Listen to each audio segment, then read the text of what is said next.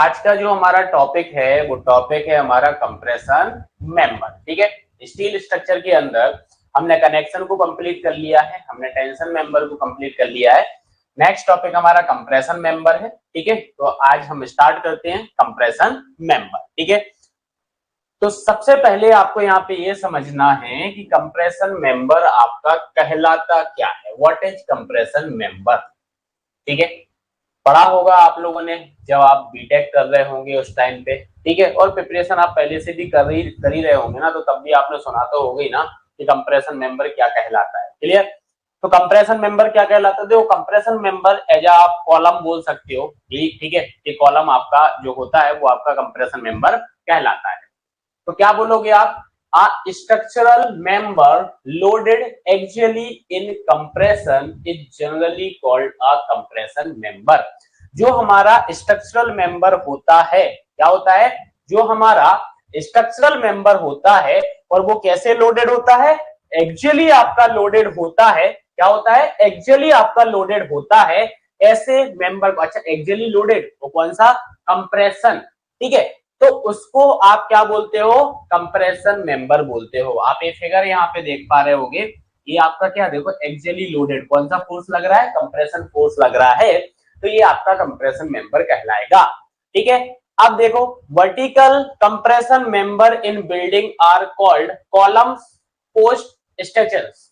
ठीक है, मतलब बिल्डिंग के अंदर अगर देखा जाए तो कॉलम होता है, पोस्ट होता है। ठीक है, next, a compression member in roof truss is called strut. Clear? मतलब जब हम कंप्रेशन मेंबर रूफ ट्रस में बात करेंगे, किसमें बात करेंगे?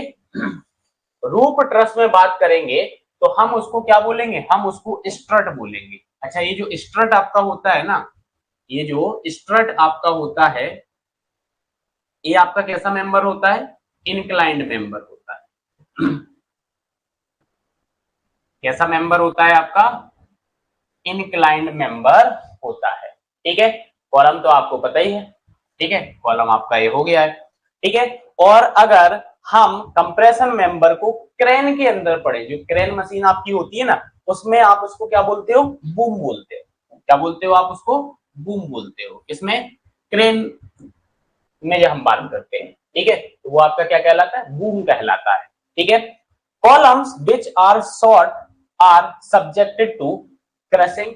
मतलब जो कॉलम आपका होता है, एक तो आपका शॉर्ट कॉलम होता है, एक आपका लॉन्ग कॉलम होता है, और एक बीच में कैटेगरी आपकी आ जाती है इंटरमीडिएट कॉलम। ठीक है, कौन सा आ जाता है? Intermediate column. तो जो शॉर्ट कॉलम हमारा होता है ना, ये जनरली आपका फेल होता है किसके अंदर? क्रशिंग के अंदर। ठीक है, फेल्यूर आपको कैसे देखने को मिलेगा? क्रशिंग में आपको शॉर्ट कॉलम का फेल्यूर देखने को मिलेगा। और जो आपका लॉन्ग कॉलम होगा, जो आपका क्या होगा? जो आपका लॉन्ग कॉलम होगा वो बकलिंग में फेल होगा, बकल आउट हो जाएगा। क्लियर? क्या हो जाएगा? बकलिंग में फेल हो जाएगा। आप ये देख रहे हो, ये बकल्ड शेप आपका बना हुआ है इस कॉलम का। क्लियर? तो लॉन्ग कॉलम जो आपका होता है वो बकलिंग में फेल होता है, और शॉर्ट कॉलम जो आपका होता है वो क्रशिंग में फेल आपका होता है। Clear?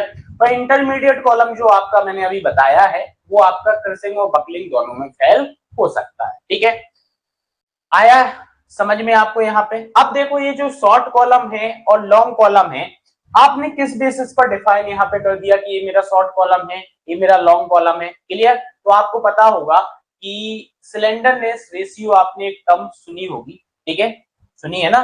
Slenderness ratio, slenderness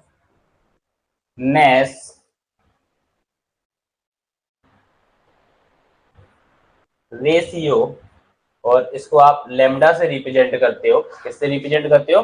lambda से आप रिप्रेजेंट करते हो। ये क्या कहलाता है? क्या कहलाता है? जो आपकी इफेक्टिव लेंथ होती है, ठीक है, divide by minimum radius of gyration, यही होता है। तो अगर मैं आपसे यहां पे बोलूं,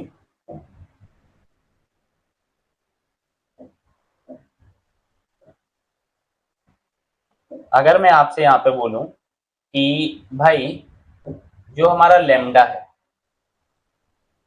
अगर ये लेस देन और इक्वल टू है 12 के, लेमडा जो आपका है वो लेस देन है और इक्वल टू है 12 के, तो ये जो कॉलम आपका होगा ये आपका शॉर्ट कॉलम होगा, ये आपका क्या होगा, शॉर्ट कॉलम होगा। और अगर लेमडा ग्रेटर देन हो जाता है 12 से, तो ये आपका क्या होगा, लॉन्ग कॉलम होगा। ठीक है, ये आपका क्या हो जाएगा, ये आपका लॉन्ग कॉलम हो जाएगा। ठीक है, याद रहेगा ये आपको, शॉर्ट कॉलम आपका क्या होता है, लॉन्ग कॉलम आपका क्या होता है। ठीक है, शॉर्ट कॉलम आपको पता चल गया, स्लेंडरनेस रेशियो के बेसिस पर आपका जो शॉर्ट कॉलम होता है वो क्या होता है और लॉन्ग कॉलम आपका क्या होता है। क्लियर। आप देखो यहाँ पे जो आपका लीस्ट लेटरल डायमेंशन होता है ना, क्लियर, तो आप ऐसा बोल सकते हो। ठीक है, आगे बताता हूं ये आपको लीस्ट लेटरल डायमेंशन वाला कॉन्सेप्ट। ठीक है, चलो इतना समझ में आया कंप्रेशन मेंबर आपका क्या कहलाता है। ठीक है, समझ गए हो ना कि हमारा जो भी स्ट्रक्चरल मेंबर होता है एक्सियली वो आपका क्या होगा, लोडेड होगा। क्लियर, कंप्रेशन लोड के द्वारा। ठीक है, उसको आप जनरली क्या बोलते हो, कंप्रेशन मेंबर बोलते हैं। ठीक है, ये आपका कंप्रेशन मेंबर यहाँ पे हो गया। नेक्स्ट आगे बढ़ते हैं और नेक्स्ट हम आगे समझते हैं थ्योरी ऑफ कॉलम। ठीक है, अल्टीमेटली कंप्रेशन मेंबर के अंदर आपको कॉलम्स ही पढ़ना है। ठीक है, तो थ्योरी ऑफ कॉलम्स की यहाँ पे बात करें तो देखो आप, Euler's formula for critical load, जब हम पिन एंडेड कॉलम की बात करते हैं, क्लियर, पिन लोडेड कॉलम की हम बात करते हैं, तो क्रिटिकल लोड जो आपका होता है उसका फॉर्मूला क्या हो जाता है, या फिर आप ऐसा भी बोल सकते हो कि भाई यूलर, यहाँ पे यूलर आए थे, यूलर ने फॉर्मूला दिया था क्रिटिकल लोड का। तो यूलर ने यहाँ पे क्या फॉर्मूला दिया था, इन्होंने बोला था कि भाई जो क्रिटिकल लोड आपका होता है वो क्रिटिकल लोड आपका होता है pi square E into I divide by L square, that is the critical load का फॉर्मूला। याद रखना है आपको ये क्रिटिकल लोड का फॉर्मूला। ठीक है, रहेगा याद। आप देखो यहाँ पे एल जो आपका है that is the length of column between the hinge end. ठीक है, अब आप वो समझो हिंज एंड जो बात कर रहे हैं अपन,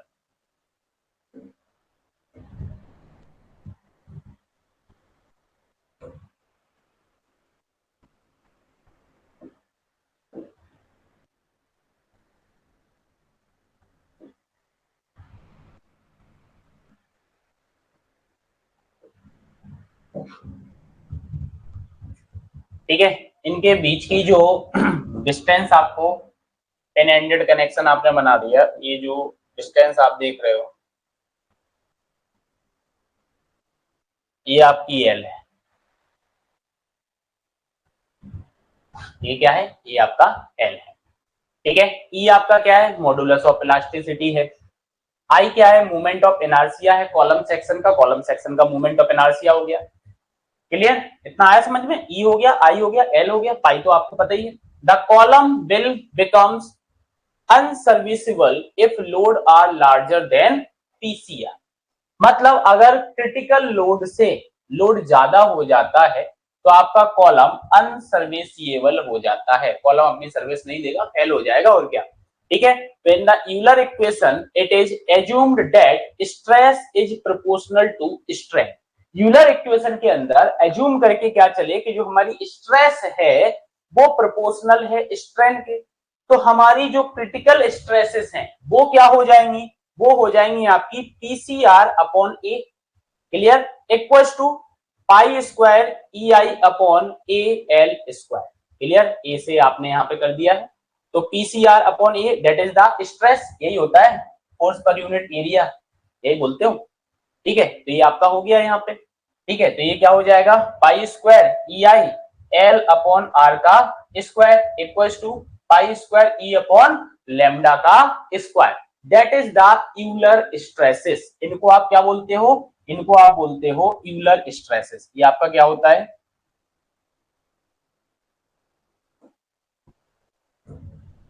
ये आपका क्या होता है,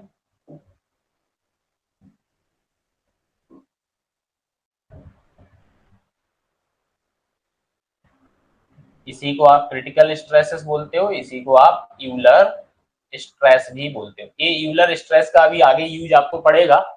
ठीक है, तो यूलर स्ट्रेस आपकी क्या निकल के आ गई, पाई स्क्वायर ई अपॉन लैम्डा का स्क्वायर। ठीक है, ये एल बाई आर का स्क्वायर जो आप देख रहे हो डेट इज द आपका लैम्डा, ये आपका लैम्डा ही हो गया, स्लेंडरनेस रेशियो ये आपका हो गया। ठीक है, आर आपका मिनिमम रेडियस ऑफ गायरेशन है। अच्छा, आर की अगर यहाँ पे बात करें तो आर मिनिमम आपका होता है ना, तो आर मिनिमम आपका क्या होता है, हाँ अगर मैं आर मिनिमम की यहाँ पे बात करूं तो आर मिनिमम आपका क्या हो जाएगा, ये हो जाएगा आपका I minimum divide by cross area. ठीक है, ये आपका आर मिनिमम हो गया, मिनिमम रेडियस ऑफ गायरेशन आपका हो गया। ए आपका क्या है, एरिया ऑफ क्रॉस सेक्शन हो गया। आर क्या है, रेडियस ऑफ गायरेशन है about the bending axis. Clear, about the bending axis आपका रेडियस ऑफ गायरेशन हो गया। रेडियस ऑफ गायरेशन मैंने बता दिया, minimum movement of inertia upon gross area. ठीक है, तो प्रॉपर यहां लिखे देते हैं, आर मिनिमम जो आपका होगा वो होगा I minimum upon gross area. ठीक है, ये आपका हो गया। और स्लेंडरनेस रेशियो आपको पता है, ऑलरेडी मैं आपको बता चुका हूं। ठीक है, तो ये आपको याद रखना कि क्रिटिकल लोड का आपका फॉर्मूला किसने दिया, यूलर ने दिया। ये डायरेक्ट आपसे पूछा जा सकता है। और यूलर स्ट्रेसेस आपकी क्या होंगी, क्या जूम करके चल रहे हैं हम, अगर स्ट्रेस को डायरेक्टली प्रोपोर्शनल करके चल रहे हैं स्ट्रेन के, तो यूलर स्ट्रेसेस हमारी क्या हो जाएंगी, यूलर स्ट्रेसेस हमारी ये हो जाएंगी। ठीक है, चलो इतना आया समझ में।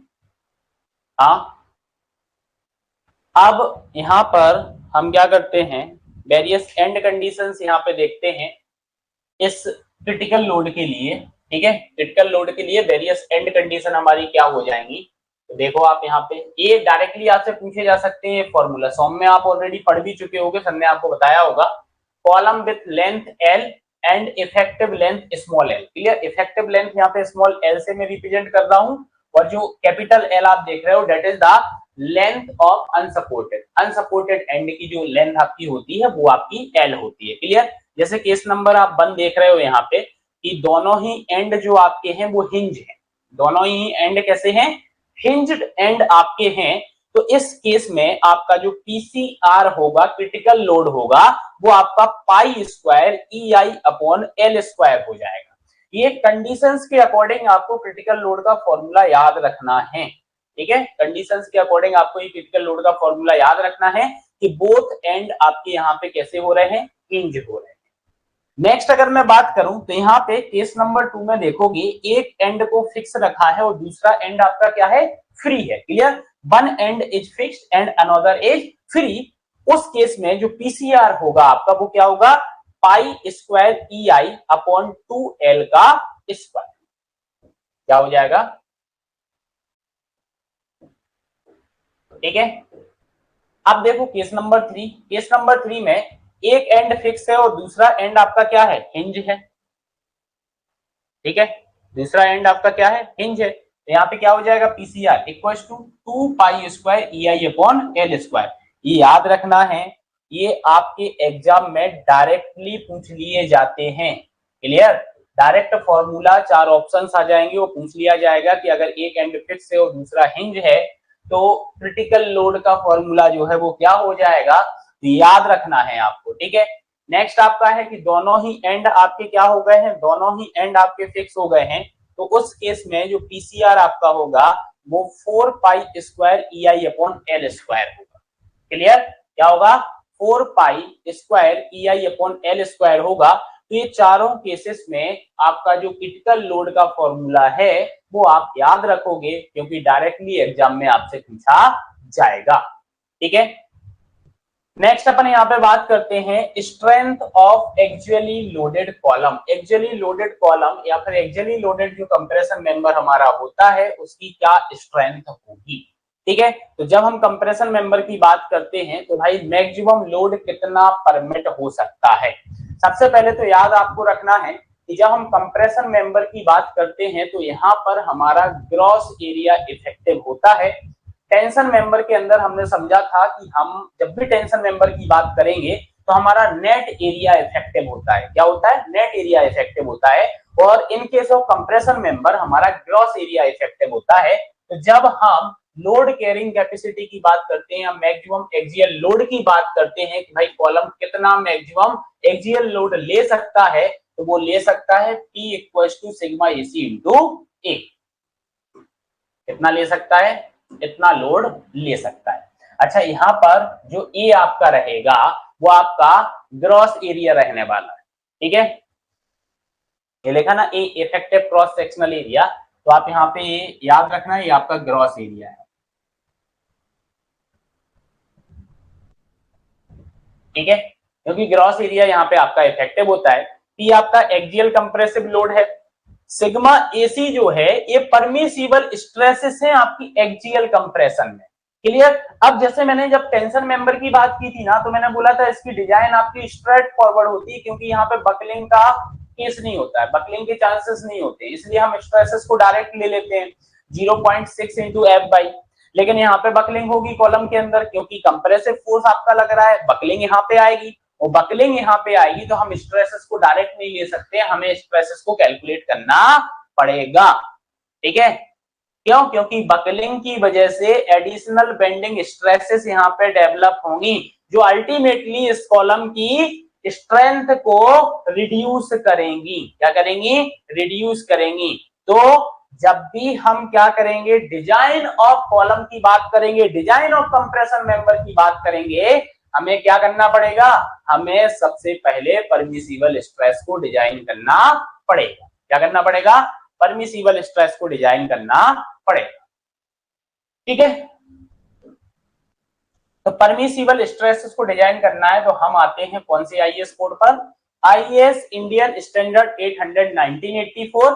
तो 800 1984 के अकॉर्डिंग हमें अगर परमिसिबल स्ट्रेस निकालना है, तो हम उसको यूज करते हैं कैलकुलेट करने के लिए मर्चेंट रैंकाइन फॉर्मूला। हम कौन सा फॉर्मूला यूज करेंगे?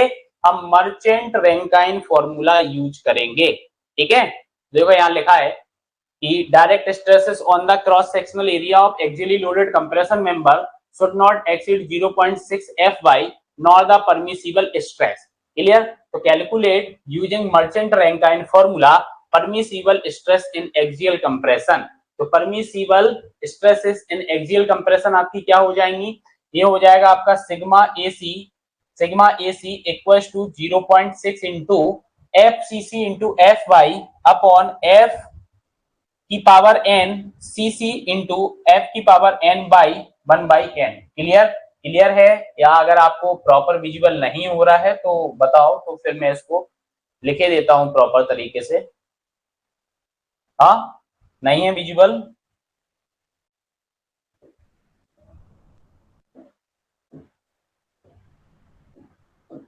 तो अपन इसको लिख लेते हैं।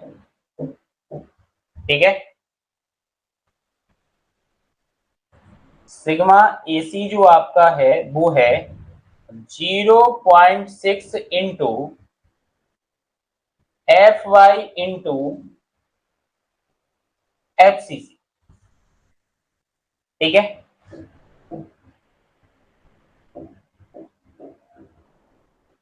डिवाइड बाई आपका आएगा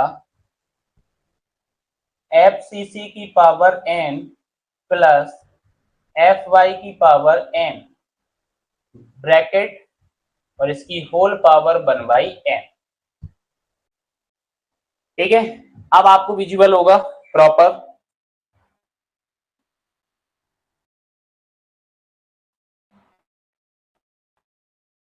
ठीक है, तो ये आपका फॉर्मूला यहां पे हो जाता है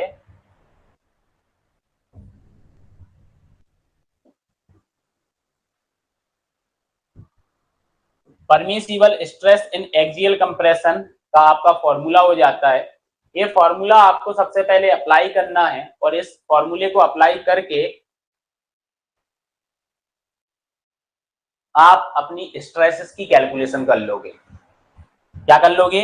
स्ट्रेसेस की आप कैलकुलेशन यहां पर कर लो। ठीक है, स्ट्रेसेस की कैलकुलेशन हो जाएगी। नेक्स्ट अपन आगे बढ़ते हैं। अब आप यहाँ पे देखो, वेयर एफ वाई जो आपका होता है वो आपका यील्ड स्ट्रेस होता है स्टील में। एफसीसी आपका जो यहाँ पे होता है ये आप इलास्टिक क्रिटिकल स्ट्रेसेस होती हैं कंप्रेशन में, ठीक है, ठीक है। और ये एफसीसी जो आपका होता है इसी को आप यूलर स्ट्रेसेस भी बोलते हैं। क्या बोलते हो? यूलर स्ट्रेसेस, जो अभी आपने पढ़ी थी ना, ये यहाँ पे पढ़े थे आप यूलर स्ट्रेसेस, तो आप यहाँ पे बोल सकते हो इसको, जो ये यूलर स्ट्रेसेस होती है ना, यही आपका क्या होता है? एफसीसी। यही आपका क्या होता है? एफसीसी आपका होता है, ठीक है। तो आया आपको समझ में? डेट इज द एफसीसी, ठीक है। और लैम्डा तो आपको पता है ये आपका स्लेंडरनेस रेशियो होता है, ठीक है, स्लेंडरनेस रेशियो होता है। अच्छा, यहाँ पे जो ये एल लिया है, स्मॉल एल है, अगर आप देखो इसको ध्यान से, तो ये आपका स्मॉल एल है, ठीक है, और ए आर है, ठीक है। तो ये स्मॉल एल आपका इफेक्टिव लेंथ होता है,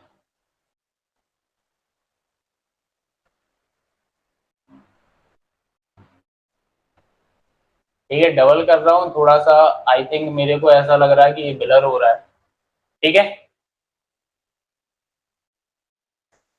आर आपका क्या होता है? रेडियस ऑफ गायरेशन होता है। ई क्या होता है? मॉडुलस ऑफ इलास्टिसिटी होता है, ठीक है। 2 × 10⁵ होता है, वही लिख दिया यहाँ पे, ठीक है। 2 × 10⁵, आप चाहो तो वो 2 × 10⁵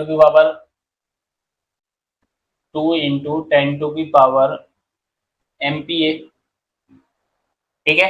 अच्छा, यहाँ पे आपने एक चीज देखी थी, एन, देखा था ना? ये जो एन आपका होता है ये फैक्टर आपका होता है जिसकी वैल्यू आप कितनी लोगे? जिसकी वैल्यू आप लोगे 1.4। इसकी वैल्यू क्या लोगे? इसकी वैल्यू आप लोगे 1.4, ठीक है। इसकी वैल्यू क्या लोगे? 1.4 आप वैल्यू लोगे, ठीक है।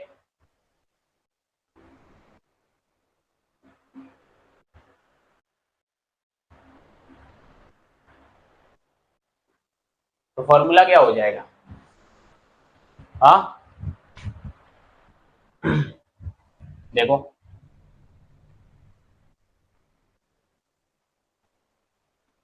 Sigma A C equal to 0.6 into F Y into F C C, नीचे आ जाएगा आपका एफ सी सी की पावर 1.4 प्लस एफ वाई की पावर 1.4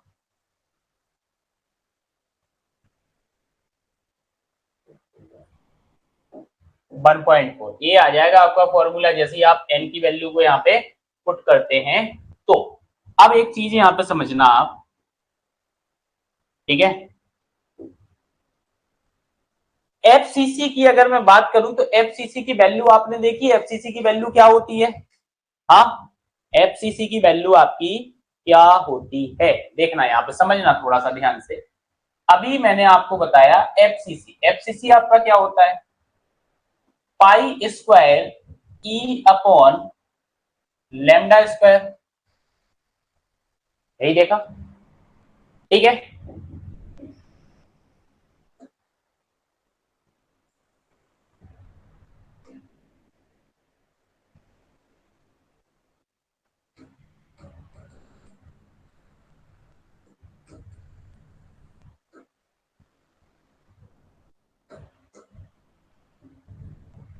एफसीसी आपने देखा pi square E upon lambda square.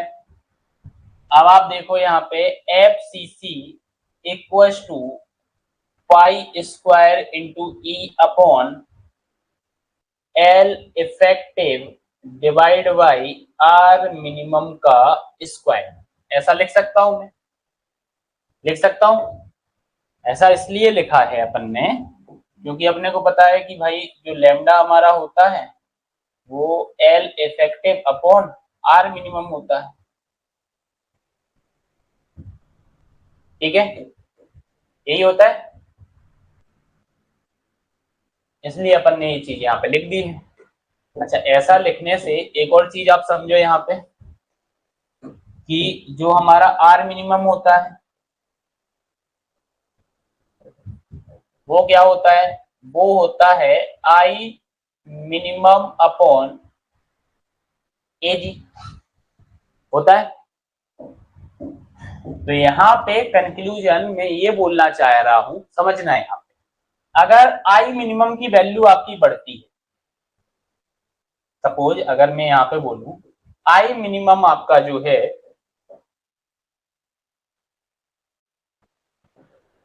अगर ये आपका इंक्रीज होता है तो क्या होगा, आर मिनिमम भी इंक्रीज होगा, आर मिनिमम भी आपका क्या होगा, इंक्रीज होगा। अच्छा, आर मिनिमम अगर इंक्रीज होगा तो लेमडा क्या होगा आपका, डिक्रीज होगा। लेमडा आपका क्या होगा, लेमडा आपका डिक्रीज होगा। और अगर लेमडा डिक्रीज हुआ तो एफसीसी की वैल्यू क्या होगी, एफसीसी की वैल्यू बढ़ेगी, बढ़ेगी। और एफसीसी की अगर वैल्यू बढ़ेगी तो सिग्मा एसी की वैल्यू भी बढ़ेगी। क्लियर। और सिग्मा एसी की वैल्यू बढ़ेगी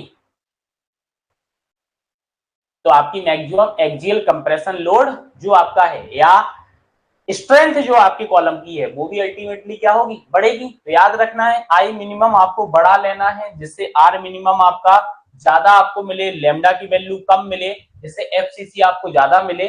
और एफसीसी ज्यादा मिलेगा तो स्ट्रेंथ भी आपको क्या होगी, कम मिले, ज्यादा मिलेगी। ठीक है। अब देखो इसके जस्ट अपोजिट नेचर में अपन जाएं तो अगर मैं बोलूं कि आई मिनिमम आपको मिलता है कम, आर आई मिनिमम अगर कम मिलेगा तो आर मिनिमम भी आपको कम मिलेगा। और आर मिनिमम अगर आपको कम मिला तो लेमडा आपको ज्यादा मिलेगा। लेमडा अगर ज्यादा मिलेगा तो एफसीसी आपको क्या मिलेगा, एफसीसी आपको कम मिलेगा। एफसीसी आपको क्या मिलेगा, एफसीसी आपको कम मिलेगा।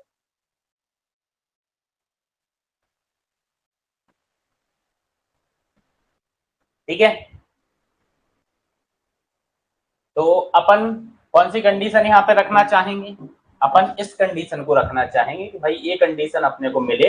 इस कंडीशन में क्या हो रहा है कि आपकी जो स्ट्रेंथ है वो आपकी बढ़ रही है। ठीक है। यहाँ पे क्या हो रहा है, स्ट्रेंथ आपकी बढ़ रही है इस कंडीशन में। ठीक है। तो आया यहाँ पे आपको समझ में, ये जो मैं समझाने की कोशिश आपको कर रहा था, ठीक है, ये आपको समझ में आया। ये आपकी क्या है, न्यूक्लियर स्ट्रेसेस है।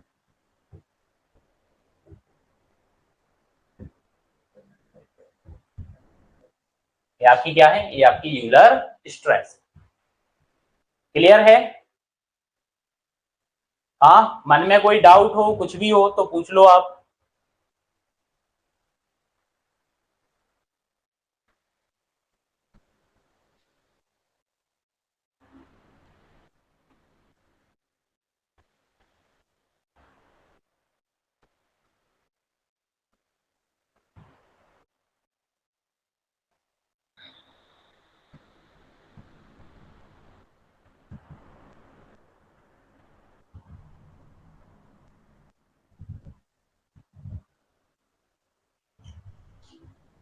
आगे बढ़े।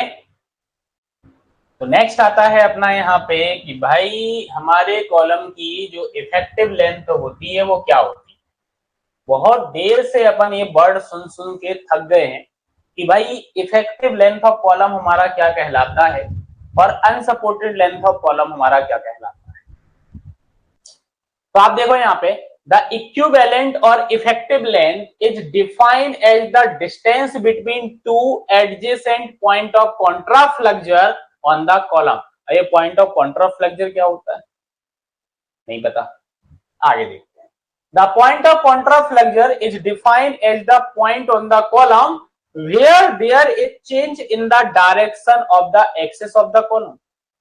पॉइंट ऑफ कॉन्ट्राफ्लेक्चर कॉलम का वो पॉइंट कहलाता है जहां पे कॉलम की एक्सिस अपनी डायरेक्शन को चेंज करती, क्या करती है, अपनी डायरेक्शन को चेंज करती। अभी भी नहीं आया तो अब क्या किया जाए, नहीं आया तो हाँ, क्या किया जाए, नहीं आया अगर समझ में तो।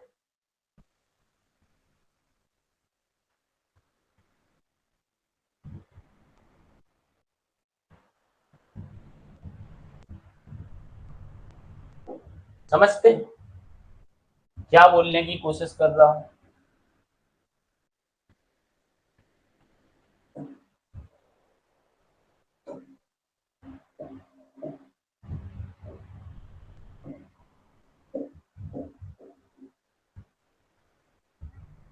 ये लाइन है,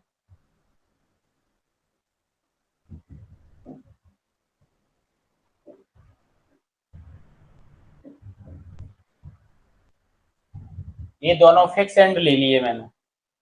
कैसे एंड ले लिए?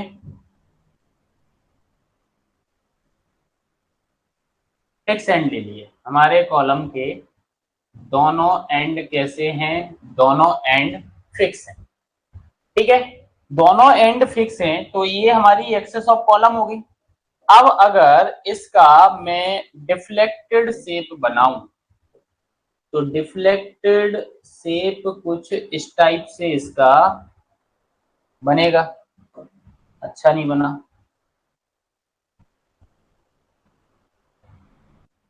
ऐसे ही बनेगा डिफ्लेक्टेड शेप। तो आप देखो, अगर मैं इस लेंथ की बात करूं,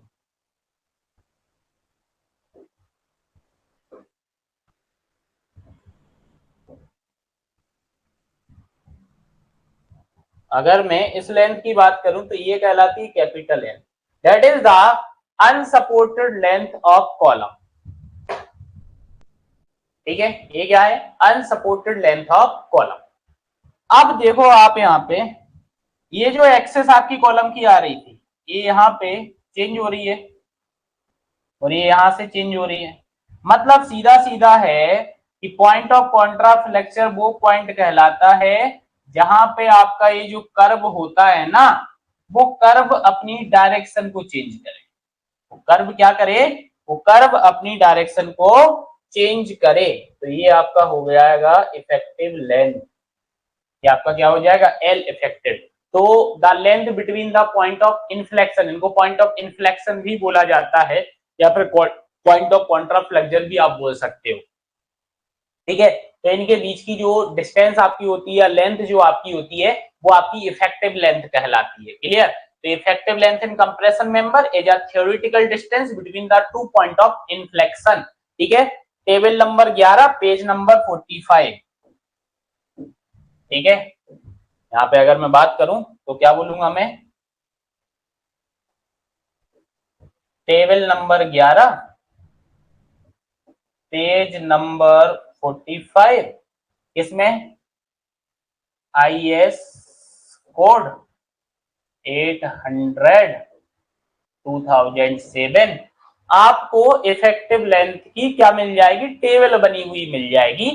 ये अलग अलग सिचुएशंस में, अलग अलग एंड कंडीशंस के बेसिस पर इफेक्टिव लेंथ ऑफ कॉलम आपका क्या होता है, ये आपको मिलेगा table number 11 page number 45 IS code 800 2007। Clear? तो आया आपको समझ में? क्लियर? ये जो दो पॉइंट ऑफ इन्फ्लेक्शन आपको देखने को मिल रहे हैं, इनके बीच की जो डिस्टेंस होती है वो आपकी इफेक्टिव लेंथ कहलाती है, और ये कैपिटल एल है, ये आपकी अनसपोर्टेड लेंथ कहलाती है। ठीक है, तो वही है, the critical load for column with various support condition can be related to the critical load of a pin ended through the concept on effective length. Clear? तो ये क्रिटिकल लोड वाला कॉन्सेप्ट तो मैं आपको पहले ही बता दिया हूं, ये आपका क्रिटिकल लोड है। ठीक है, और अलग अलग एंड कंडीशन में क्रिटिकल लोड आपको बताया है, किसकी हेल्प से? इफेक्टिव लेंथ की हेल्प से। ठीक है, आया आपको समझ में? आ गया होगा। ठीक है, तो ये आपकी कॉलम सपोर्ट कंडीशंस हैं। ठीक है, ये आपकी क्या है? ये आपकी कॉलम सपोर्ट कंडीशंस है। थ्योरेटिकल वैल्यू जो IS कोड के अकॉर्डिंग है, मतलब जो आप कैलकुलेट करोगे फॉर्मूले के द्वारा, और ये आपकी रिकमेंडेड वैल्यू हो गई है इफेक्टिव लेंथ। क्लियर? ये आपकी क्या हो जाएगी? रिकमेंडेड वैल्यू हो जाएगी कि आपको इतनी वैल्यू तो लेना ही है। जैसे पहली कंडीशन में आता है column fixed at both and, ये तो वही कंडीशन होगी जो मैंने ये बनाई हुई है कि कॉलम के दोनों ही एंड क्या है? फिक्स है।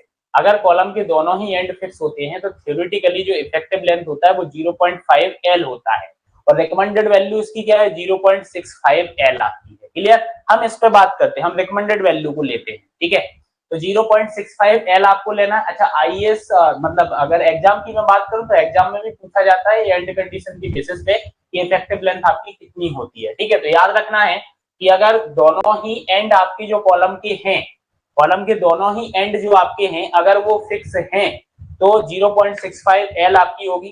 ठीक है, column fix eight one and hinge at another and, column का एक एंड जो है वो फिक्स है और दूसरा एंड जो है आपका हिंज है, तो 0.7 L theoretical value, 0.8 L recommended value. ठीक है, बोथ एंड हिंज्ड, अगर दोनों ही एंड आपके हिंज्ड हैं तो 1L इंटू 1L, एल आपको पता है एल आपका क्या होता है, unsupported length of column.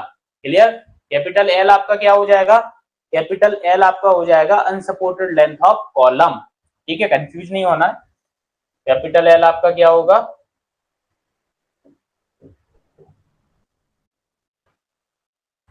Where capital L आपका है अनसपोर्टेड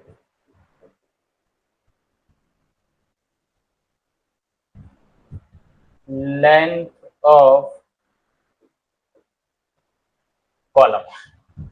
ठीक है,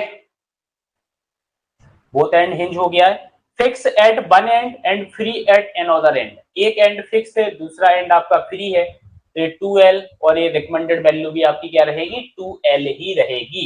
ये सारी एंड कंडीशन। अब आप बोलोगे सर आपने थ्योरी थ्योरी समझा दी है कि दोनों ही एंड आपके हिंज हैं, दोनों ही आपके क्या हैं, फिक्स हैं।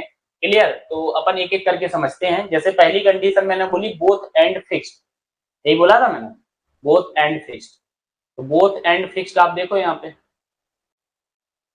देखो दोनों ही एंड आपके क्या है, फिक्स है। ठीक है, ए एंड फिक्स आपका है और ए एंड भी आपका फिक्स्ड है। ठीक है, ये आपकी एक्चुअल लेंथ हो गई है। क्लियर, एक्चुअल लेंथ हो गई है जिसको अपन ने कैपिटल एल बोला है। ठीक है, और इसी को मैंने अनसपोर्टेड लेंथ ऑफ कॉलम भी बोला है। ठीक है, ये आपका पॉइंट ऑफ इन्फ्लेक्शन हो गया है या पॉइंट ऑफ कॉन्ट्राफ्लेक्शन, कॉन्ट्राफ्लेक्सर जो आप बोलते हो, पॉइंट ऑफ इन्फ्लेक्शन। ठीक है, तो पॉइंट ऑफ इन्फ्लेक्शन ए भी आपका क्या है, ये भी आपका पॉइंट ऑफ इन्फ्लेक्शन।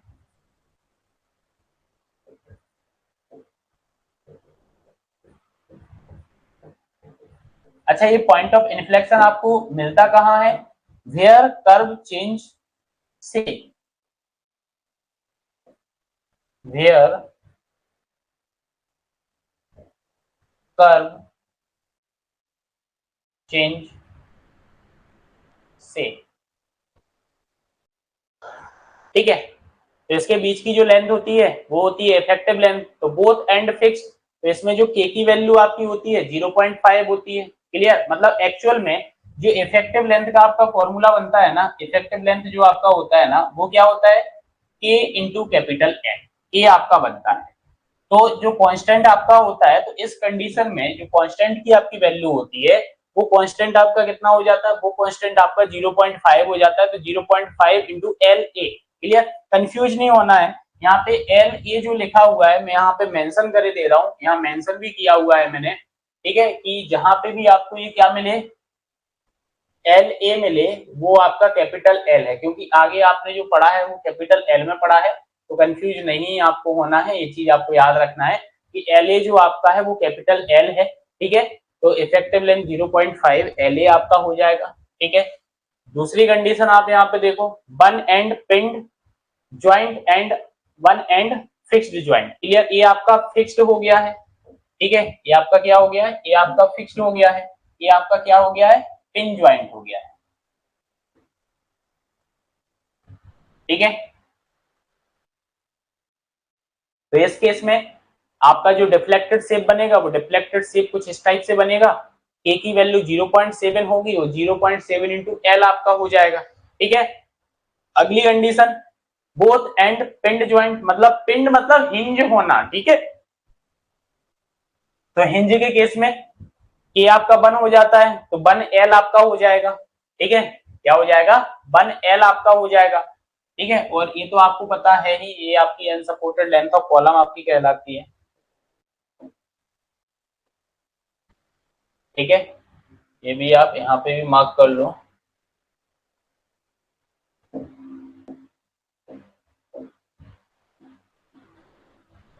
ठीक है। और यहाँ पे कंफ्यूज नहीं होना है, आप जैसे इफेक्टिव लेंथ को एल स्मॉल एल ई बोल रहे हो तो ये 0.7 इंटू एल आपका हो जाएगा। ठीक है,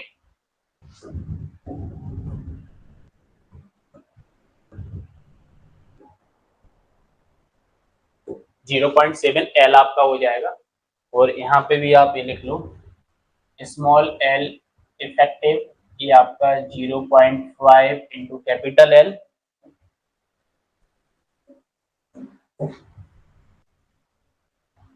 ठीक है, और यहाँ पे आपका हो जाएगा एल इफेक्टिव 1.0 इंटू एल। ठीक है, 1.0 इंटू एल आपका हो जाएगा। नेक्स्ट आप देखो, next condition, one and fixed joint and one and free. Clear, ये आपका फ्री है यहाँ। तो जब फ्री आपका एंड आता है तो फ्री एंड पर आप देखोगे यहाँ पे ये, हाँ आपका जो डिफ्लेक्टेड शेप बन रहा है वो इस टाइप से आपका बन रहा है। तो ये इफेक्टिव लेंथ देखो आपकी ये हो गई है। ठीक है, तो इफेक्टिव लेंथ आपकी यहाँ पे हो जाएगी L effective equals to 2L। तो अब आप नहीं बोल सकते हो कि आपने शेप नहीं दिखा है, मैंने आपको सारे डायग्राम्स फिगर कंडीशंस आपको बता दी हैं जो टेबल के अंदर अभी डिस्कस कर रहे थे हम, वो अपन ने यहाँ पे डिस्कस कर ली हैं। ठीक है, ये आपका एल हो गया। ठीक है, तो आया आपको इफेक्टिव लेंथ। देखो ये इफेक्टिव लेंथ बहुत इंपॉर्टेंट है, न्यूमेरिकल आएगा वहां पे भी आपको याद रखना है, या फिर ऑब्जेक्टिव में डायरेक्टली आपसे क्वेश्चन पूछा जा सकता है इस इफेक्टिव लेंथ से रिलेटेड। ठीक है, तो ये सारी चीजें आपको यहाँ पे क्या करना पड़ेंगी, याद करके रखना है। ठीक है, ये सारी चीजें आपको क्या करना है, सारी चीजें आपको याद रखना है।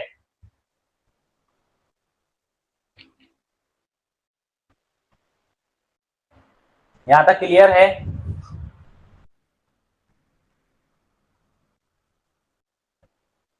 क्लियर है यहां तक?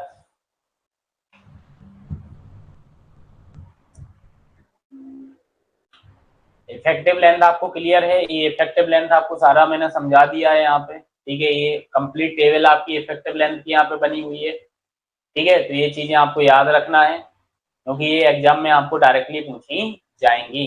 ठीक है, अब अपन नेक्स्ट बात करते हैं यहाँ पे मैक्सिमम स्लेंडरनेस रेशियो की। ठीक है भाई, बकलिंग का अगर केस आ रहा है तो मैक्सिमम स्लेंडरनेस रेशियो की बात तो होगी सही। ठीक है,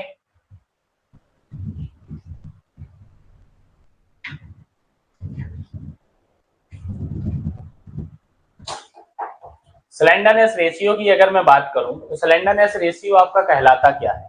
ठीक है, स्लेंडरनेस रेशियो आपका क्या कहलाता है, जो आपका लैम्डा होता है, सबसे पहले तो याद रखना है आपको इसको, लैम्डा से आप रिप्रेजेंट करते हो। किससे रिप्रेजेंट करते हो? लैम्डा से रिप्रेजेंट करते हो। तो लैम्डा इक्वल टू आपका क्या होता है, और L effective upon R minimum. ठीक है, L effective upon R minimum.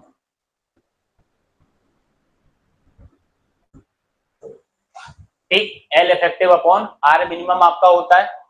तो अकॉर्डिंग टू इंडियन स्टैंडर्ड, और इंडियन स्टैंडर्ड कौन सा रहेगा आपका 800 2007 जो आपका है वही, the slenderness ratio should not exceed the value given in the table below. जो टेबल यहाँ पे नीचे दी गई है, तो स्लेंडरनेस रेशियो की वैल्यू जो आपकी होगी इन वैल्यू से एक्सीड नहीं करना चाहिए। मतलब यहाँ पे अपन जो बात करेंगे वो बात करेंगे किसकी, वो बात करेंगे मैक्सिमम स्लेंडरनेस रेशियो। ठीक है, तो लैम्डा मैक्स के लिए अपन यहाँ पे बात करेंगे, और लैम्डा मैक्स आप यहाँ पे देख सकते हो क्या है, L effective upon R minimum. ठीक, कंडीशंस के अकॉर्डिंग अपन देखते हैं यहाँ पे क्या है, type of member, a member carrying compressive load resulting from dead and super imposed load. Clear, dead load हो गया, सुपर इम्पोज्ड लोड हो गया, इस लोड को कंप्रेसिव मेंबर आपका कैरी कर रहा है, तो मैक्सिमम स्लेंडरनेस रेशियो जो होगा वो 180 से ज्यादा नहीं होना चाहिए। ठीक है। ये 180 वाला क्वेश्चन ना बहुत बार आपकी एग्जाम में पूछा गया है। अगर हम एसएससी की बात करें तो एसएससी में तो बहुत बार आ चुका है आपका प्रीलिम्स में। ठीक है, तो याद रखना, जब डेड और सुपर इम्पोज्ड लोड आपका मेंबर के द्वारा कैरी किया जा रहा हो, तब आपका जो लैम्डा मैक्स होगा वो 180 से ज्यादा नहीं होना चाहिए। यानी होना चाहिए 180 से ज्यादा नहीं होना चाहिए। सेकंड कंडीशन है, a member subjected to compressive load resulting from wind earthquake force. अब यहाँ पे विंड और अर्थक्वेक फोर्स की बात आ गई है। Provided the deformation of such member does not adversely effect the stress in any part of the structure. मतलब जब विंड और अर्थक्वेक फोर्स की बात आ जाए, पहले डेड लोड और सुपर इम्पोज्ड लोड की बात की थी, अब विंड और अर्थक्वेक फोर्स की अपन बात कर रहे हैं, तो लैम्डा मैक्स आपका 250 से ज्यादा नहीं होना चाहिए। क्या नहीं होना चाहिए? 250 से ज्यादा नहीं होना चाहिए जब विंड और अर्थक्वेक लोड की बात हो। ठीक है, ये चीजें याद रखना है। डेड लोड हो गया ये तो आपका।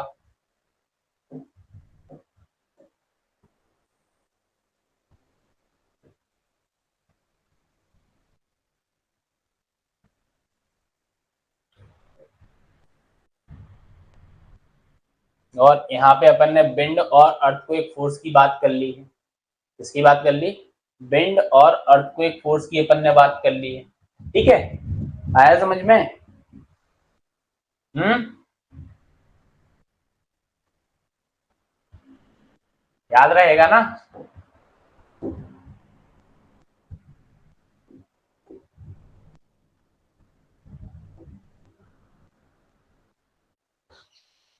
Next, a member normally carrying tension but subject to reversal of stress due to wind or earthquake force। मतलब क्या बोला? मेंबर जो आपका है वो नॉर्मली टेंशन को ले रहा है, लेकिन विंड और अर्थक्वेक फोर्स की वजह से रिवर्सल स्ट्रेसेस उसके ऊपर सब्जेक्टेड हो रही हैं, तो उस केस में जो लैम्डा मैक्स आपका होगा वो 350 से ज्यादा नहीं होना चाहिए। कितना नहीं होना चाहिए? 350 से ज्यादा नहीं होना चाहिए। ठीक है। Tension member other than pre tension member, tension member की बात करें, other than pre tension member की बात करें, तो भाई 400 से ज्यादा नहीं होना चाहिए लेमडा मैक्स।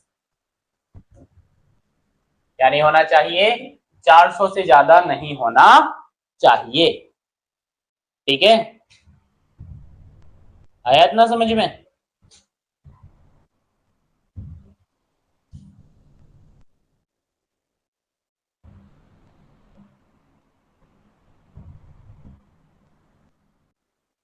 क्लियर है यहां तक?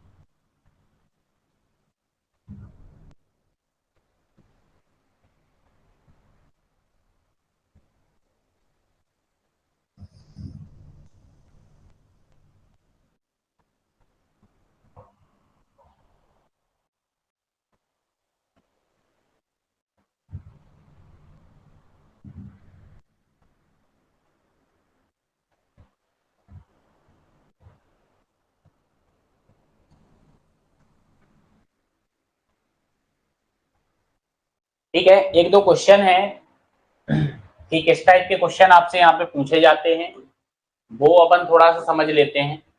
जैसे इफेक्टिव लेंथ की यहाँ पे अपन बात करते हैं, तो लिखना एक क्वेश्चन लिखो,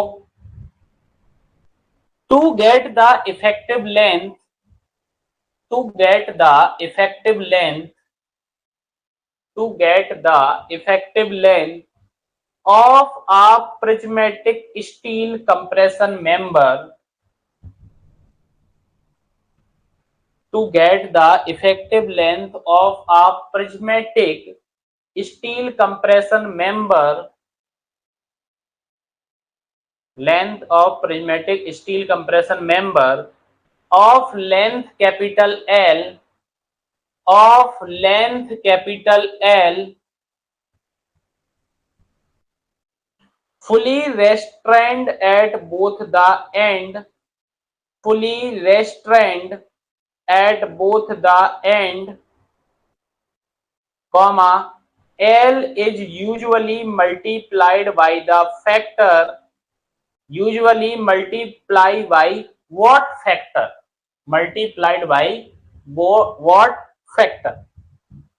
क्लियर। इन्होंने बोला है एक प्रिज्मेटिक स्टील कंप्रेशन मेंबर आपका है जिसकी लेंथ आपकी एल है, ठीक है, और यह क्या है, इसके फुली रेस्ट्रेंट है दोनों ही एंड पर, दोनों ही एंड पर क्या है, फुली रेस्ट्रेंट है, ठीक है।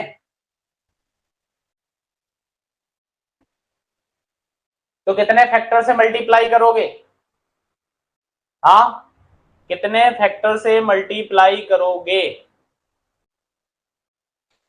देखो रेस्ट्रेंट और अनरेस्ट्रेंट की मतलब की बात समझना आप, जैसे अगर मैं बोलूं कि एक हमारा फिक्स सपोर्ट है, समझना, एक हमारा क्या है, ये हमारा क्या है, ये हमारा फिक्स सपोर्ट है, ठीक है, और ठीक है, ये फिक्स सपोर्ट है।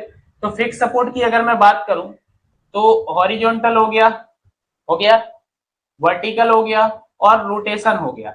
तो इस एंड पर, इस एंड पर ना तो हॉरिजॉन्टल कोई मूवमेंट, ना वर्टिकल कोई मूवमेंट, ना ही कोई रोटेशन आपको देखने को मिलेगा। तो ये आप बोल सकते हो कि ये हमारा क्या है, रेस्ट्रेंट है, ये रेस्ट्रेंट आपका हो गया। तो उसने यही कंडीशन तो बोली है कि बोथ एंड हमारे कैसे हैं, रेस्ट्रेंट हैं, मतलब दोनों ही एंड हमारे कैसे हैं, फिक्स हैं। और जब दोनों ही एंड फिक्स हैं तो इसके बीच की ये आपकी एल हो जाएगी, इसका डिफ्लेक्टेड शेप कुछ ऐसा बनेगा। तो ये जो इफेक्टिव लेंथ आपकी आएगी एल इफेक्टिव, इसमें आप क्या करोगे 0.65 मल्टीप्लाई कर दोगे आप इस लेंथ में, ये आपका आंसर यहाँ पे हो गया। ऐसा नहीं है कि सिंपल सा क्वेश्चन वो आपको दे देगा, हाँ भाई ये कंडीशन है आप बता दो, ऐसा है, ऐसा नहीं, थोड़ा सा घुमा फिरा के वो देगा जैसा ये दिया हुआ है, ठीक है। इस बेसिस पे आपको आंसर निकालने पड़ेंगे। Both and held in position, अपनी पोजीशन में है और रोटेशन के अगेंस्ट, इसमें रोटेशन होगा क्या, नहीं होगा, इसमें रोटेशन आपको देखने को मिलेगा क्या, नहीं होगा, ठीक है। अब जैसे हिंज की अगर बात करूं तो इसमें देखो ये आपकी वर्टिकल हो गई, हॉरिजॉन्टल हो गई, ये दो रिएक्शन तो आ रही है, लेकिन अनरेस्ट्रेंड है अगेंस्ट रोटेशन, इसके अंदर रोटेशन हो सकता है, ठीक है, ये इधर नहीं जाएगा, ये इधर नहीं जाएगा, लेकिन ये क्या हो सकता है, ये आपका रोटेट हो सकता है, क्लियर। तो आप बोल सकते हो that is the unrestrained against rotation, अगर इस कंडीशन की बात करें तो अनरेस्ट्रेंड अगेंस्ट रोटेशन, ठीक है। तो इस टाइप से आपको याद रखना है। अगला एक और क्वेश्चन लिखो, उसका आंसर आप ही बताना। The effective length of a column, the effective length of column, the effective length of column held in position, held in position and restrained in direction, and restrained in direction at one end, direction at one end, and the other end is free, other end is free, is equal to, is equal to।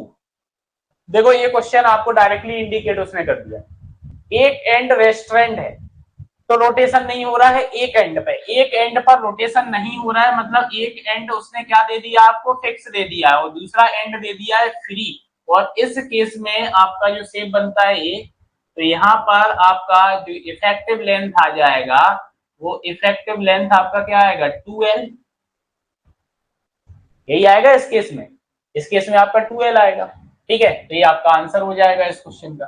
तो इस type के question पूछे जाएंगे आपसे। Effective length जो आपने पढ़ी है ना, इस इफेक्टिव लेंथ के बेसिस पर एमसीक्यू इस टाइप से क्वेश्चन बनेंगे। ठीक है, जैसा मैंने आपको बताया है कि आप जो इंडियन इंजीनियरिंग सर्विसेज का आपका एग्जाम होता है, मतलब यूपीएससी जो आपका एग्जाम लेता है ईएसी का, ठीक है, तो इसके प्रीलिम्स के आप क्वेश्चन लगाओ। ठीक है, एक बार अगर आपने कंप्लीट कर लिया है, आप दूसरी बार फिर से ये क्वेश्चंस को लगाओ। जब ये कंप्लीट हो जाए तो आप यूथ कंपटीशन टाइम्स की बुक को ले लो। ठीक है, और ये जो असिस्टेंट इंजीनियर वाली आती है वो वाली बुक लगाना। ठीक है, उस बुक को लगाओ आप, लेकिन देखना उसमें गलतियां बहुत सारी हैं। ठीक है, सॉल्यूशंस देखो अगर तो ध्यान से देखना, क्रॉस चेक कर लेना अपने नोट से, और उसके क्वेश्चंस को लगाओ, सफिशिएंट है। ठीक है, और जो प्रैक्टिस सीट आपको यहाँ इंस्टीट्यूट से भी मिली है आप उसको भी लगा सकते हो। ठीक है, उनको भी लगाओ। ठीक है, तो टॉपिक वाइज आप अपनी चीजों को कंप्लीट करते जाओ, आपको नंबर ऑफ क्वेश्चंस मिलेंगे, आपको चीजें पता चलेंगी कि किस टाइप के क्वेश्चंस यहाँ पर बन रहे हैं। ठीक है, बाकी चीजें तो मैं आपको बता ही रहा हूं यहाँ पर। ठीक है, इस टाइप के आपके इफेक्टिव लेंथ को लेके क्वेश्चंस बनेंगे।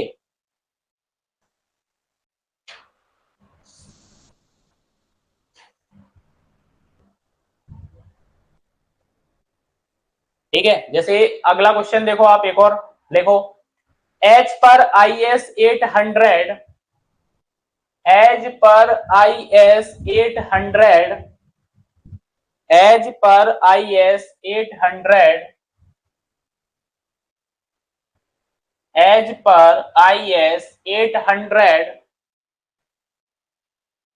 what is the maximum allowable effective slenderness ratio, allowable slenderness ratio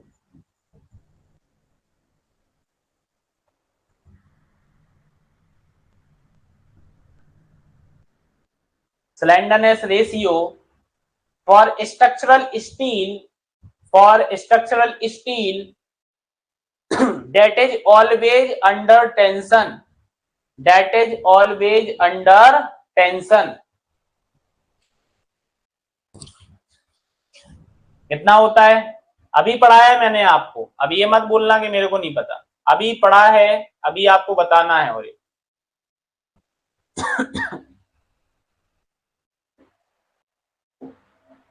देखो, tension member other than pre tension member, यही लिखा है 400, सीधा आंसर है 400।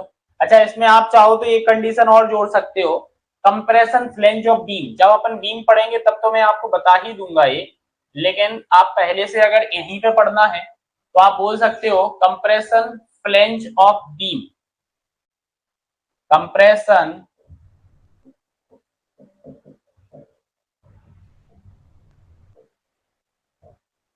Flange of beam. ठीक है, कंप्रेशन फ्लेंज ऑफ बीम की अगर मैं बात करूं तो इसके लिए जो मैक्सिमम स्लेंडरनेस रेशियो आपका होता है ना, वो आपका 300, कितना? 300, इससे ज्यादा नहीं होना चाहिए।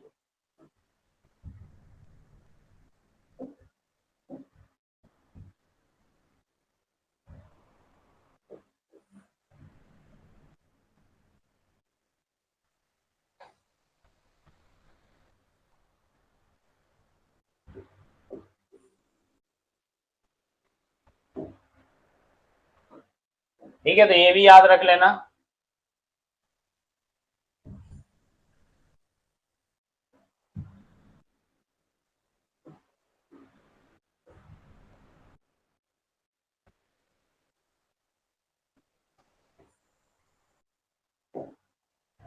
ठीक है, कंप्रेशन फ्लेंज ऑफ बीम आपका कितना होता है? 300 आपका मैक्सिमम स्लेंडरनेस रेशियो होता है।